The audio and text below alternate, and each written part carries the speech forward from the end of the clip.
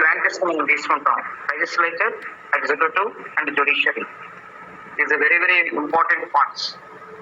Government run అవ్వాలి అంటే ఈ మూడు కంపల్సరీ ఉండాలి. క్లారిటీ లేదు సార్. వాయిస్ రావట్ కదా.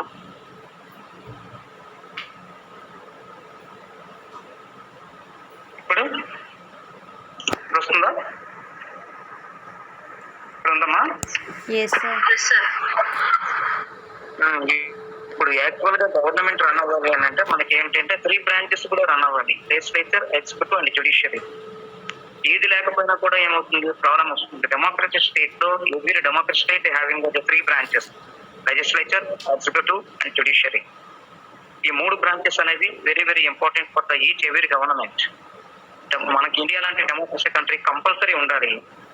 ఈ 3 కూడా 3 బ్రాంచెస్ ఉండాలి.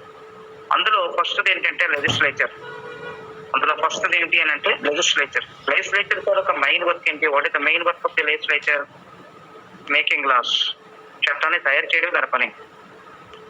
First of all making laws. దాన్ని ఎన్ఫోర్స్ చేసే లాస్ ఏంటంటే executive body. Enforce the laws by the executive body. Judiciary body interpretation of the laws. Interpretation చేసేది ఎవరు అంటే జ్యుడిషియరీ. అంటే ఓన్లీ గుడ్ అండ్ బ్యాడ్ అనేది deciding by the judiciary body. ఈ 3 organs అనేవి very very important for the government. అందులో legislature తీసుకోండి. Legislature సంబంధించిన వరకు ఒక్కొక్క నేషన్స్ లో ఒక్కొక్క విధంగా ఉంటాయి. ఇండియాకు సంబంధించిన వరకు మనది ఏంటి అని అంటే డిఫరెంట్ టైప్స్ లో లెజిస్లేచర్ ఉంది. లెజిస్లేచర్ అనగానే ఏమవుతుందంటే 1 ఛాంబర్ ఉండేది ఒకటి ఉంటుంది, 2 ఛాంబర్స్ ఉండేవి ఉంటాయి. 1 ఛాంబర్ ఉంటే దాన్ని ఏమంటాం అంటే యూనికామరల్ లెజిస్లేచర్ అని అంటారు. 1 ఛాంబర్ ఉంటే దాన్ని యూనికామరల్ లెజిస్లేచర్. యూని బాగా గుర్తుపెట్టుకోండి, ఒకటి అంటే యూనికామరల్ లెజిస్లేచర్ అంటారు. అదే 2 ఉన్నాయనుకోండి bicameral registration. Unicameral bicameral legislature. ఇండియాకి సంబంధించిన వరకు ఏంటంటే పార్లమెంట్ లో బోత్ హౌసెస్ ఉన్నాయి, అంటే రాజ్యసభ అండ్ లోక్సభ.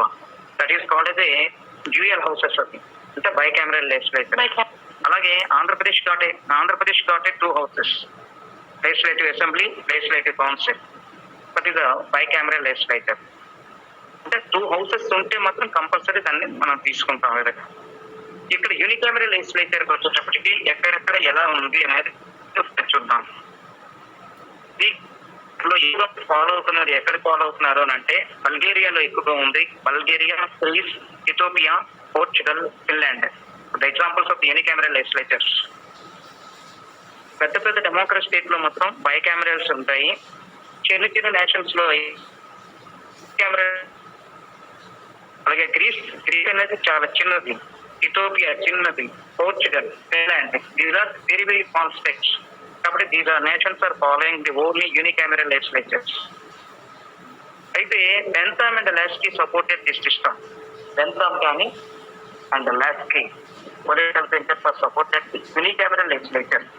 దీనివల్ల బెనిఫిట్ కూడా ఉన్నాయి, దీనివల్ల మెరిట్స్ ఉన్నాయి, డిమెరిట్స్ కూడా ఉంటాయి. కొన్ని మెరిట్స్ ఉన్నాయి, కొన్ని డిమెరిట్స్ కూడా ఉంటాయి. ఎందుకంటే యూనికామరల్ లెజిస్లేచర్ అంటే ఓన్లీ 1 హౌస్ ఉంది కాబట్టి ఇది ఈజీ ప్రాసెస్ అనమాట, వేగంగా అయిపోతుంది. Executive is not a powerful. Merit లో మనం చెప్పుకోవాలంటే executive is not powerful executive ఉండదు ఎక్కడ. ఇందులో యూనికామరల్ లెజిస్లేచర్ లో ఎగ్జిక్యూటివ్ బాడీ పవర్ కాదు.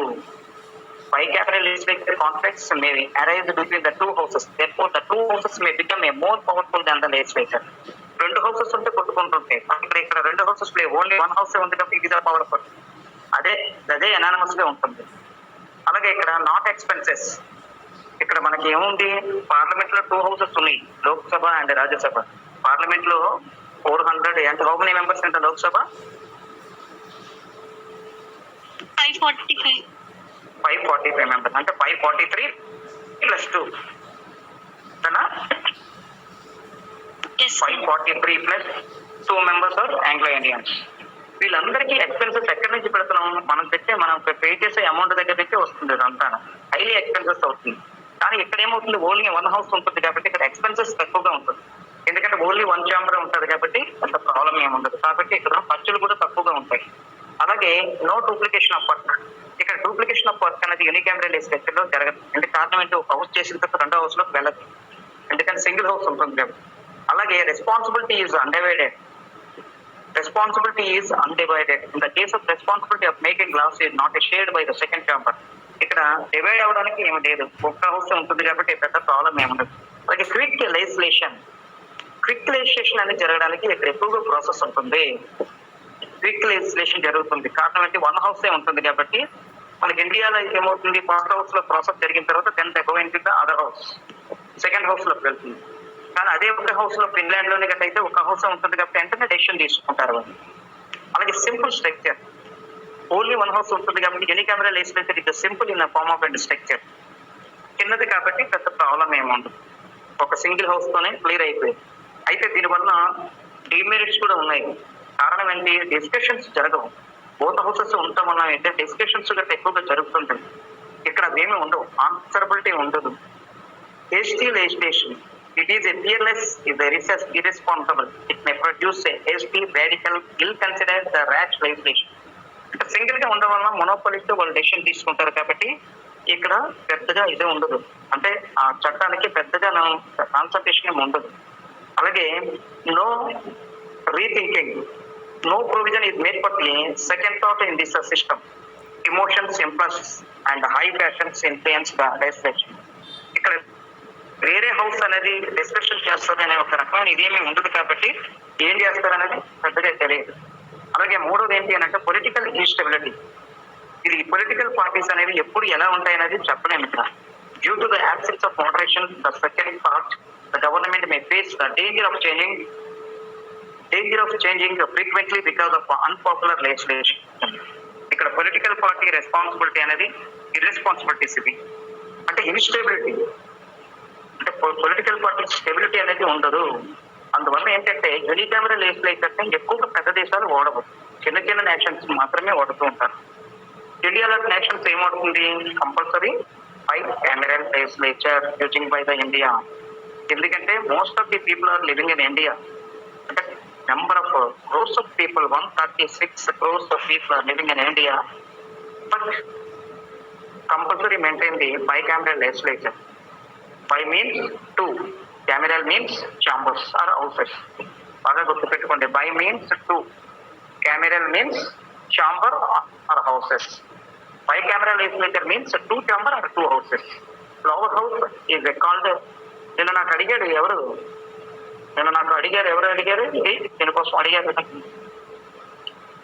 సార్. నేను asking one student Sanjay, okay sir అర్థమవుతుందా? ఈ గురించి నేను ప్రత్యేకంగా నేను తీసుకుంటున్నాను. నేను అర్థమవుతుంది సార్. చాలా జాగ్రత్తగా నీకు ఏమి అర్థమవుతున్నా అక్కడ ఎవరు ఒక్కడమనే కాదు, మిగతా ఎవరు క్లాస్ లో ఉండే ఎవరైనా సరే అవ్వస్తున్నా ఇమీడియట్ గా చేయండి, అడగండి అందులోని. ఎందుకంటే ఇది ఈజీ క్లాస్ లో ఈజీగా ఉంటుంది. నాకు తీసుకుంటే ఏ కాలేజీలో నేను డెమో తీసుకున్నా ఫస్ట్ క్లాస్ నేను డెమో ఇదే క్లాస్ లో తీసుకుంటాను, ఎందుకంటే చాలా ఈజీ చాప్టర్స్ ఇది. ఓకే, ఇక్కడ బైకామరల్ లెజిస్లేచర్ మీన్స్ 2 houses.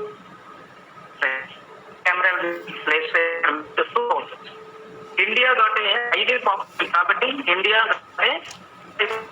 అనేది ఉంది. ఇందులో ఫస్ట్ లోవర్ హౌస్ అని అంటాము. Lower house is called as a Lok Sabha, upper house is called as a Rajya Sabha. అలాగనే America, Britain and India of the example of the bicameral legislature. America కూడా మనం అలాగే వాడుతుంటారు, అమెరికాలో కానీ బ్రిటన్ లో కానీ, ఎందుకంటే అక్కడ కూడా సేమ్ ఈ బైకామరల్ లెజిస్లేషన్ యూజ్ చేస్తుంటారు. అయితే దీనివల్ల మెరిట్స్ ఉన్నాయి, బాగానే మంచి మెరిట్స్ ఉన్నాయి. ఎందుకు కారణం ఏంటి అంటే డిస్కషన్ జరుగుతుంటాయి ఎక్కువగా. ఏ చట్టం కూడా ఏంటంటే ఏదో రాజకీయ నాయకులు తనకు అనుకూలంగా రాసేయడానికి అవుతుంది, డిస్కషన్ చేసి డెసిషన్స్ అనేవి తీసుకోవడం జరుగుతుంది. అందులో ఫస్ట్ చూడండి, safeguard against tyranny at the first chamber. If there are 2 houses, one can act as a check on the other.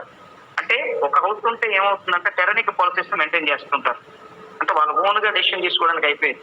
కానీ ఏమవుతుంది, ఫస్ట్ హౌస్ చేసింది then the bill is going to the other house, second house లోకి వెళ్తుంది కాబట్టి second house కూడా దాని మీద decision తీసుకుంటుంది కాబట్టి బోత్ హౌసెస్ రెస్పాన్సిబిలిటీ అనేది ఉంటుంది.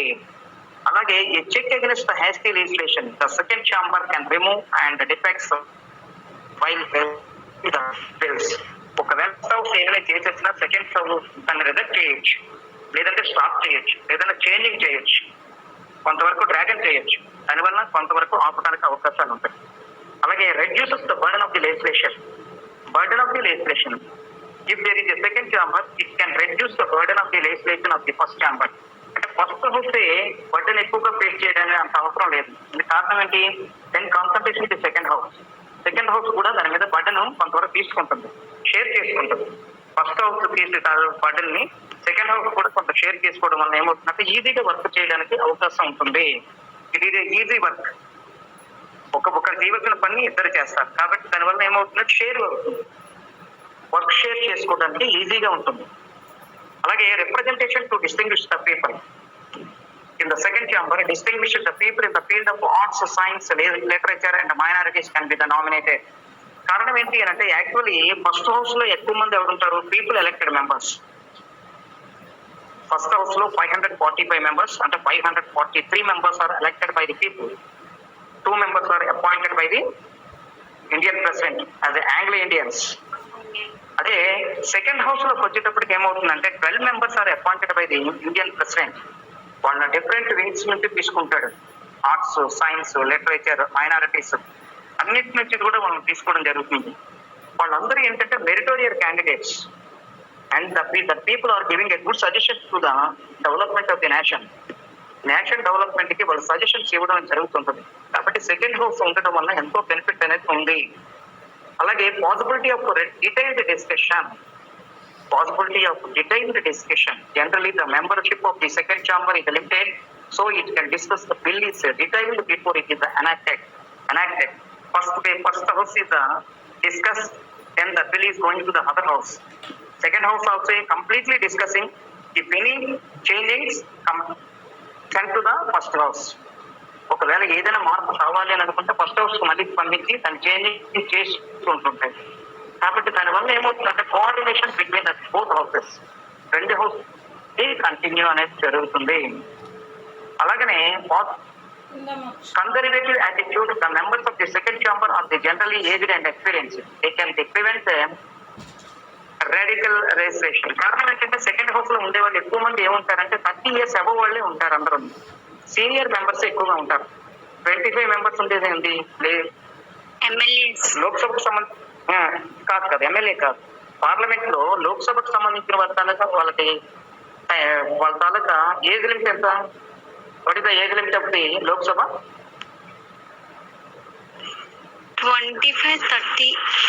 25. లోక్సభ తాలూకా మెంబర్ తాలూకా ఏజ్ లిమిట్ ఎంత ఉంటుంది అంటే 25 దగ్గర నుంచి అతను పోటీ చేయొచ్చు. అదే రాజ్యసభకు అయితే ఏమవుతుంది? 30 years అబవ్ వాళ్ళు ఉంటారు. రాజ్యసభకి 30 years అబవ్ అంటే సీనియర్స్ అనమాట అక్కడ ఉంటారు. మనకి ఇక్కడ లోక్సభలో అయితే పెద్ద ప్రాబ్లం ఏమి ఉండదు. లోక్సభకి 25 అబవ్ ఉంటే సరిపోతుంది. కాబట్టి ఇక్కడ వాళ్ళ సీనియారిటీ అనేది కంపల్సరీ రిజర్వ్ తీసుకోవడం అనేది జరుగుతుంది. Representation to the states of the federal states.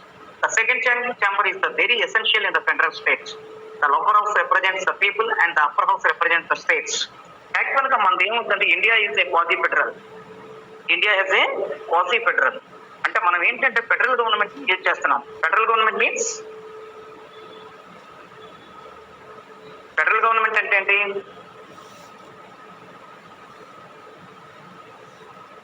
Federal government అంటే ఏంటమ్మా? ఫెడరల్ గవర్నమెంట్ అంటే the powers are distributed between the state and central governments. That is called the federal government. Federal లో ఇక్కడ ఏదో ఒక దాని మీద డిపెండ్ అవ్వట్లా. పవర్స్ ఆర్ డిస్ట్రిబ్యూషన్ జరుగుతుంది. అంటే the powers are some are having the central government, some powers are distributed to the state government. కొంత స్టేట్ గవర్నమెంట్ కి రావడం జరుగుతుంది. కాబట్టి దీనివల్ల ఏమవుతుందంటే కొంతవరకు వాళ్ళకి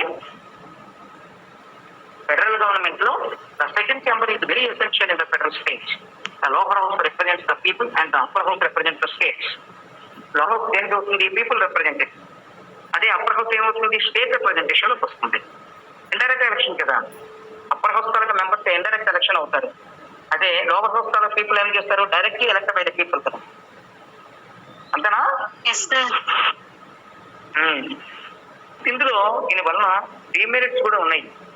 ఎందుకంటే మెరిట్స్ మనం ఎలా చెప్పుకున్నామో 2 హౌస్లు ఉంటే మెరిట్స్ ఎలా ఉన్నాయని అనుకుంటున్నామో డిమెరిట్స్ కూడా ఉన్నాయి. దీనివల్ల డిమెరిట్స్ కూడా ఉంటాయి. ఎలాగనంటే super plus and the unnecessary. If the second chamber always agrees with the first chamber, second chamber is the super plus. If it is disagree it is the mischievous. అంటే కారణం ఏంటి అంటే ఫస్ట్ హౌస్ చేసింది కదా అని చెప్పి second house accept చేయాలనే rule అనేది తీసుకొని వీళ్ళిద్దరి మధ్య ఈగో ఫీలింగ్ అనేది రావచ్చు. దానివల్ల ఏమవుతుంది, ఒక్కోసారి అంగీకరించకపోవచ్చు. డిసగ్రీ, ఇఫ్ డిసగ్రీ అని ఉంది అంటే నాట్ యాక్సెప్టెడ్ కదా ఫస్ట్ హౌస్ వాళ్ళ ప్రపోజల్ ని యాక్సెప్ట్ చేయకపోవచ్చు. అలాగే prevention of hasty legislation. If there is a no chamber the opposition parties can prevent a hasty legislation. Opposition parties ని చూసుకోండి. యాక్చువల్ గా ఏమవుతాయి, ఇండియాకి సంబంధించిన వరకు మనకి ఏమవుతుంది, మెజారిటీ పార్టీ ఉంటుంది, అంటే రూలింగ్ పార్టీ ఉంటుంది, అపోజిషన్ పార్టీ ఉంటుంది. అపోజిషన్ పార్టీ అంటే acting as a watch dog లాగా అది మెయింటైన్ చేస్తూనే ఉంటుంది. ఎప్పటికైనా అబ్జర్వేషన్ ఎక్కడ దొరుకుతారని చూస్తూ ఉంటారు. కాబట్టి there is a one chamber the opposition parties can prevent a hasty legislation. అలాగే occasional deadlocks. If there are 2 houses they may fight for the supremacy. In the cases the legislation is too delay. ఇక్కడ కూడా మీకు ఏమవుతుంది, ego feeling, who is the superior, నేను ఎందుకు చేయాలి అని చెప్పి వీళ్ళిద్దరి మధ్య కూడా కొన్ని రకమైన ప్రాబ్లమ్స్, అకేషనల్ డెడ్ లాక్స్ అనేవి వస్తాయి. అలాగే conservation and representation to the respect the interest. Second chambers are the citadels of conservation, the oppose radical returns and prevent the progress of the nation. ఇక్కడ కూడా మళ్ళీ ఏమవుతుందంటే conservation and representation of the vested interest. అంటే కొన్ని విషయాలకు వచ్చేటప్పటికి ఏమవుతుందంటే వీళ్ళిద్దరి మధ్య కూడా భేదాభిప్రాయాలు వస్తుంటాయి. అంటే కంప్లీట్లీ వాళ్ళిద్దరి మధ్య చేంజింగ్స్ అనేవి రావడం జరుగుతుంది. అలాగే necessary to check the despotism. Necessary to check the despotism అనేది అలాగే వెరీ ఎక్స్పెన్సివ్. 2 houses ఉండడం వల్ల ఏమవుతుందంటే ఎక్కువ ఖర్చుతో కూడుకుని ఉంటాయి. అలాగే డిలే ప్రాసెస్ కూడా ఎక్కువగా జరుగుతుంది. అలాగే not essential in the federations కి ఇది కరెక్ట్ కాదు, ఫెడరేషన్ కి ఇది కరెక్ట్ కాదు అని అంటున్నారు. The interest of the state can be protected by the members of the lower house, political parties and the independent judiciary. కాబట్టి కొంతవరకు అంటే యాక్చువల్ గా bicameral legislature is good, but some demerits are having by the bicameral legislature. అన్నీ మనం ఇది అనుకోవట్లేదు, కొన్ని merits ఉన్నాయి. అలాగనే then having the some demerits also, కొన్ని డిమెరిట్స్ కూడా ఉంటాయి. ప్రతి దానికి ఏముంది, ఎస్ అని అంటే గుడ్ అని ఉండేటప్పుడు తన పక్కన ఏమవుతుంది, బ్యాడ్ అనేది ఆటోమేటిక్గా యాడ్ ఉంటుంది. గుడ్ అని అంటే పక్కన బ్యాడ్ అనేది ఒకటి యాడ్ అవుతుంది. కాబట్టి దాన్ని మనం పెద్దగా పట్టించుకోకర్లా. గుడ్, అందులో ఉన్న గుడ్ పాయింట్స్ అనేది మనం తీసుకుంటాం. అలాగే ఫంక్షన్స్ ఆఫ్ ది లెజిస్లేచర్ ఉంది. లెజిస్లేచర్స్ ఫంక్షన్ ఏంటి, what is the main function of the legislature? Law making procedure, అంతేనా? ఇప్పుడు సుప్రీం కోర్టు ఉంది, సుప్రీం కోర్టు ఏమైనా కోర్టు లా చట్టాలు చేసేస్తుందండి. Making laws, who are making loss?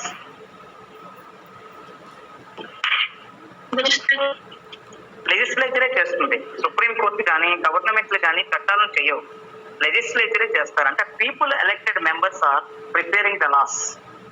People elected members preparing the laws. Just only interpretation by the laws by the supreme courts. అవి correct ఉన్నాయా లేదా observe చేయడం వరకు మాత్రమే వాళ్ళు చేసే పని. Remaining work are completed by the legislatures. అంటే ఇండియన్ కాన్స్టిట్యూషన్ లో లెజిస్లేచర్ ఉండే వాల్యూ మరి దేనికి లేదు.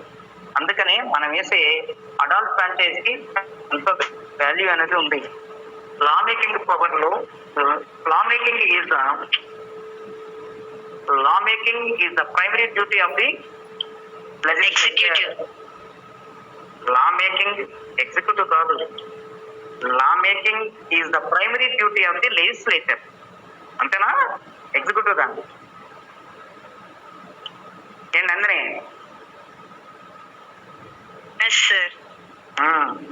లెజిస్లేచర్ తనకు మెయిన్ వర్క్ ఏంటంటే లా మేకింగ్ ప్రొసీజర్ మాత్రమే చేస్తుంది. అయితే దాన్ని ఇంప్లిమెంట్ చేసేది నువ్వు చెప్పినట్టు ఎగ్జిక్యూటివ్. Yes okay. అలాగే interpretation by the laws by the కోర్టులు అనేవి చేస్తూ ఉంటాయి. అంటే ఈ ముగ్గురికి 3 సంబంధించిన వరకు మనం చేసుకున్నాం. ఇక్కడ కూడా మీకు ఏమవుతుంది అంటే చట్టాన్ని తయారు చేయడం వరకు వాళ్ళది. అలాగే ఎగ్జిక్యూటివ్ కోర్ట్స్ కూడా ఉన్నాయి. The legislature approves the appointments of the high officers of the state. American Senate is the ratify all the appointments made by the president. In India and England, the legislature appoints the executive. చూసారా, అమెరికాలో అన్ని appointment ఎవరు చేస్తారంటే American ప్రెసిడెంటే చేస్తాడు. కానీ ఇండియాలో కానీ Britain లో కానీ ఎవరు చేస్తారు? ఎగ్జిక్యూటివ్ అపాయింట్మెంట్స్ ఎవరు చేస్తారు? ప్రెసిడెంట్ ఆఫ్ ఇండియా చేస్తాడు, కానీ with approval by the parliament. Legislature approval లేకుండా ఏది చేయడానికి అవకాశం లేదు, ఇండియాలో కానీ బ్రిటన్ లో కానీ. అమెరికాలో అమెరికన్ ప్రెసిడెంట్ ఓన్ డిసిషన్ తీసుకుంటాడు. Next, also the legislature appoints commissions to enquiry into the administration of the state. ప్రతిదానికి కూడాను ఇండియాకి సంబంధించిన వరకు వచ్చేసి పార్లమెంట్ తాలూగా యాక్సెప్టెన్స్ లేకుండా చేయడానికి అవకాశం ఉండదు. అలాగే కంట్రోల్ ఓవర్ ఎగ్జిక్యూటివ్, ఎగ్జిక్యూటివ్ మీద కంప్లీట్ గా గ్రిప్ అనేది తీసుకుంటుంది. ఇప్పుడు ఇండియన్ ప్రెసిడెంట్ ఏదైనా మిస్టేక్ చేశాడు అనుకోండి, if Indian president any mistake, immediately removing from his office. Indian president తప్పు చేశాడు అంటే అతన్ని ఎవరైనా అతను రిమూవ్ చేయొచ్చా లేదా? ఏమా, ఇండియన్ ప్రెసిడెంట్ మిస్టేక్ చేశాడంటే Indian first citizen, Indian president ఏదైనా మిస్టేక్ చేశాడు అనుకోండి, అతన్ని మనం తప్పించవచ్చా లేదా? తప్పించగలమా లేదా? రిమూవ్ చేయొచ్చు. ఎలా చేయొచ్చు, ఎలా రిమూవ్ చేస్తాం? పార్లమెంట్ అతని మీద వచ్చే రెజల్యూషన్ ని 2/3 majority accept by the both houses, removing, అప్పుడు రిమూవ్ చేసేవచ్చు. అతన్ని రిమూవ్ చేయాలి అని అంటే ఈజీగా మనం రిమూవ్ చేయొచ్చు. పార్లమెంట్ హౌసెస్ కి, బోత్ హౌసెస్ కి మంచి వాల్యూ ఉంది. చూసారా, ఇండియన్ ఫస్ట్ సిటిజన్ ని మనం బయటికి తప్పించాలన్నా కూడా ఇండియన్ కాన్స్టిట్యూషన్ లో అంత ఫుల్ పవర్స్ ఉన్నాయి. అది ఎవరికి ఇచ్చారు? పీపుల్ ఎలక్టెడ్ మెంబర్స్ కి మాత్రమే ఉంది. That powers are only by the people elected members. అది బాగా మనం గుర్తుపెట్టుకోవాలి. ఎందుకంటే ఇండియాలో అంత వాల్యూ ఇస్తుంది ఎవరికి ఏంటంటే ప్రజలు ఎన్నుకునే నాయకులకు మాత్రమే. అలాగే ఫైనాన్షియల్ పవర్స్ ఉన్నాయి.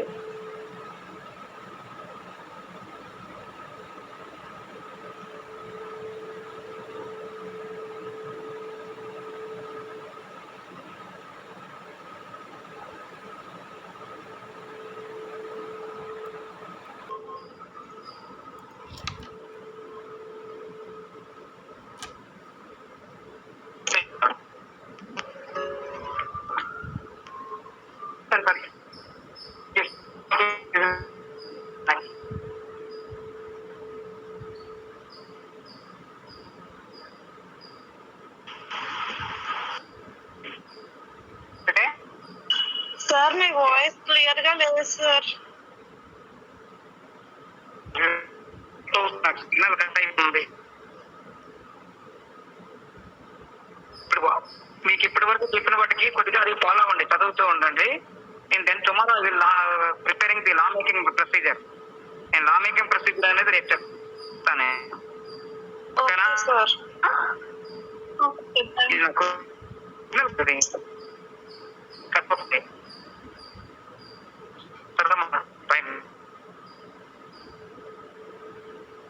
Thank you sir. Thank you.